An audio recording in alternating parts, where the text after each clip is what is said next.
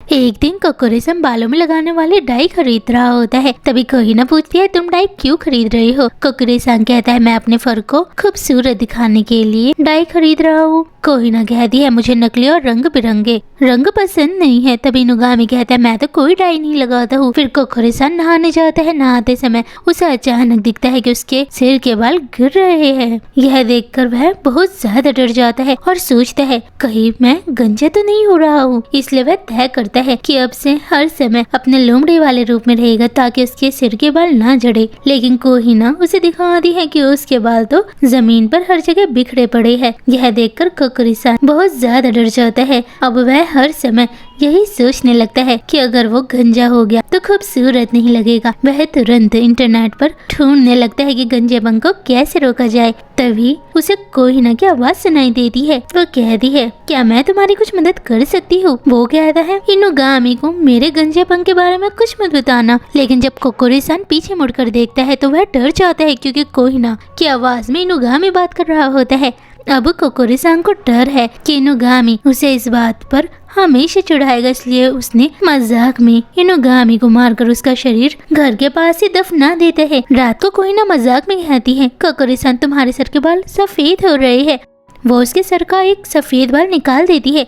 कोकोरिसन पहले तो गुस्सा रोकने की कोशिश करता है, लेकिन जब उसे पता चलता है कि वह सिर्फ मजाक कर रही थी तो वह और भी ज्यादा गुस्सा हो जाता है। कोहिना कोकोरिसन के बारे में तानुकी को बताती है। कोकोरिसन इतना डर जाता है कि वह ठीक से सो ही नहीं पाता है। कोहिना भी उसे छुपकर देखने लगती है। यहाँ तक कि एक दिन तानुकी मजाक में कह देता है, कोकोरिसन अब तुम गंजे हो रहे हो तो तुम्हें सिर पर कंघी करने की जरूरत नहीं है। बहुत ज्यादा दुखी हो जाता है और दुकान पर दौड़कर जाने लगता है और बालों के लिए बहुत सारे प्रोडक्ट्स खरीद कर ले आता है। लेकिन जितना ज्यादा वह बालों के प्रोडक्ट्स लगाता है उसके बाल उतने ही ज्यादा झड़ जाते हैं। आखिर में हालात इतने खराब हो जाते हैं कि वह एक बड़े बालों के गोले जैसे बन जाता है। वो उसे मनाने की कोशिश करते हैं कि तुम्हें बाल काट लेनी चाहिए। काफी समझाने के बाद कोकोरिसन मान जाता है, लेकिन जब वो उसके बाल काटते हैं तो कोकोरिसन बिल्कुल कुत्ते जैसे दिखाई देने लगता है। यहाँ तक कि उसे अस्पताल तक भर्ती होना पड़ता है। दूसरी तरफ इनुगामी बहुत बोर हो रहा होता है। उसे लग रहा होता है कि कोहिना उस पर ध्यान ही नहीं दे रही है, जबकि साल खत्म होने को है। वह कोहिना से बात करने की कोशिश करता है, लेकिन कोहिना इंस्टेंट नूडल खाने लगती है और उसको बिल्कुल नजरअंदाज कर देती है। इनुगामी सोचता है, अब कुछ बड़ा करना होगा। वह एक नोट लिखकर छोड़ देता है कि मैं घर छोड़कर जा रहा हूँ, मुझे ढूंढने की कोशिश कोई भी मत करना। लेकिन असल में वह घर में ही छुपा होता है। कोकोरिसन उसे देख लेता है और गुस्से में कहता है, यह भागना नहीं है, इसलिए सब लोग उसे नजरअंदाज करके अपने काम में लग जाते हैं। जब इनुगामी को लगता है कोहिना से ढूंढने आई है तो वह असल में अपने इंस्टेंट नूडल याद करके वापस चली जाती है। यह देखकर इनुगामी बहुत दुखी होता है, लेकिन कोकोरिसन समझ जाता है कि इनुगामी बस ध्यान चाहता है, इसलिए कोई उसे ढूंढने नहीं चाहता है। पूरा दिन इंतजार करने के बाद इनुगामी दुखी हो जाता है। फिर कोहिना उसे घर आने के लिए कहती है और अगर वह नहीं आया तो खाना बच जाएगा। इनुगामी खुश होकर उसके पास जाता है, लेकिन तभी पता चलता है कि वह कोहिना नहीं बल्कि तानुकी होता है, जिसने कोहिना का रूप ले रखा है। यह देखकर इनुगामी को इतना बड़ा झटका लगता है कि वह सच में घर छोड़कर भाग जाता है।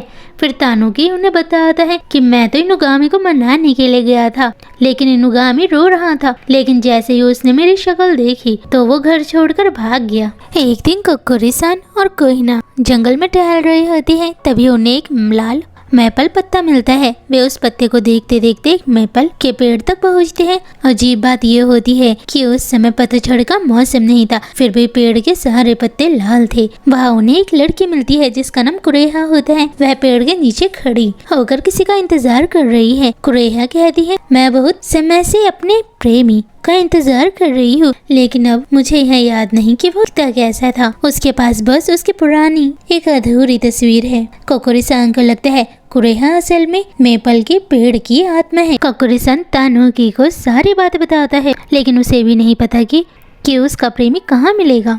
लेकिन वो उनके साथ जाने का फैसला करता है, इसलिए वो जानकारी लेने के लिए पहाड़ों के देवता टेंगू के पास जाते हैं। लेकिन टेंगू मदद करने के बदले सुंदर लड़कों की तस्वीर चाहता है। आखिर में कोकोरी-सांग को छोटे लड़कों का रूप लेकर उसकी तस्वीर खिंचानी पड़ती है। इसके बाद टेंगू उन्हें सच्चाई बताता है। जिस इंसान का कुरेहा इंतजार कर रही है वह कई साल पहले मर चुका है। वो एक सैनिक था और कुरेहा भी मर चुकी है, इसलिए अब वह उस पेड़ से बंधी हुई एक आत्मा बन गई है। जब कोकोरी-सान वापस जाकर कुरेहा को ये सच बताता है तो वो दुखी हो जाती है, लेकिन उसने कभी अपने प्रेमी से मिलने की उम्मीद नहीं छोड़ी। वो रोने लगती है। तभी तानुकी वहाँ आता है। वो कहता है मैं आत्माओं को बुला सकता हूँ और मैं तुम्हारे प्रेमी को जरूर बुलाऊंगा। तभी वो फोन से आत्मा लोक में कॉल करने की कोशिश करता है। पहले तो उसकी कॉल कट जाती है क्योंकि उसका बैलेंस खत्म हो जाता है। तब कोहिना तानुकी को अपना फोन देती है। तब तानुकी बात करने लगता है। तब कोकोरी-सान फोन छीन कर कहता है तुम हमारा समय बर्बाद कर रहे हो। वो कहता है मैंने तुम्हारे साथ काम किया था जब मैं तुम्हारी कंपनी के साथ कॉन्ट्रैक्ट पर था। फिर कोकोरी-सान खुद सच्चाई का पता लगाता है।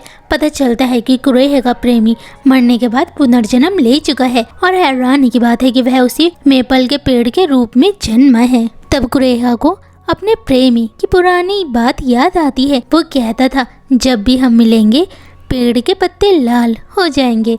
यह सुनकर कुरेहा समझ जाती है कि उसका प्रेमी हमेशा से उसी पेड़ में उसके पास था। इस तरह उनके प्रेम कहानी का अंत होता है। उधर इनुगामी घर छोड़कर भटक रहा होता है। यामातो इनुगामी के साथ है।